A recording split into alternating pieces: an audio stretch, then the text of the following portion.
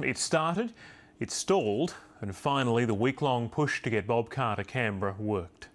The former New South Wales Premier has answered Julia Gillard's call and will become her Foreign Minister. The Prime Minister concedes some in her team will be disappointed, but she maintains she's chosen the best ministry available.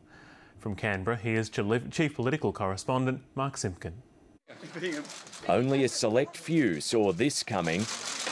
Even ministers didn't know about the Carr coup. Thank you. Thank you. Welcome to Canberra. It's a culmination of 5 days of drama.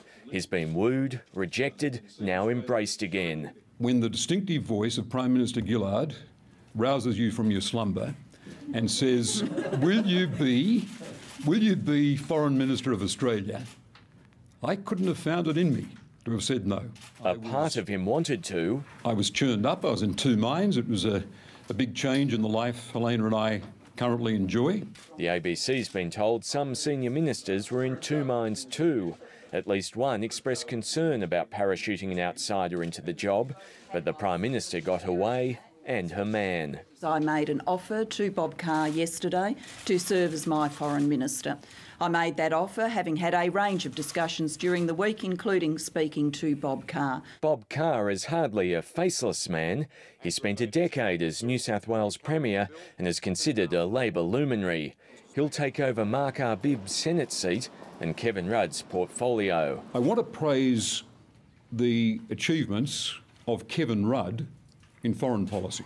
Stephen Smith is now the former Foreign Minister. Hang on, you don't need to shout, you don't need to shout, just hang on. He's taking another one for the Labor team and staying in defence. There are no entitlements in public life. I don't have any entitlement to be disappointed. This is an enormous vote of no confidence in every single one of her existing parliamentary colleagues. While Bob Carr is the biggest winner in Julia Gillard's third reshuffle, Brendan O'Connor also moves into Cabinet. He'll be Small Business Minister. Kate Lundy from the ACT and David Bradbury from New South Wales are the new faces in the Outer Ministry.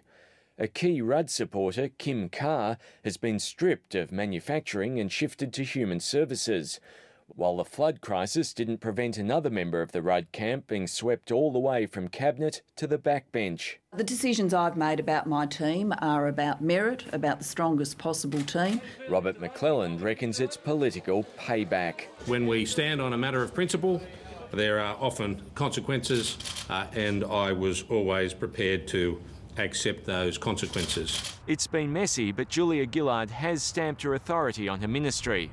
Labor insiders call it a potential game changer, although it seems every time the government thinks it has one of those, the game doesn't change for very long.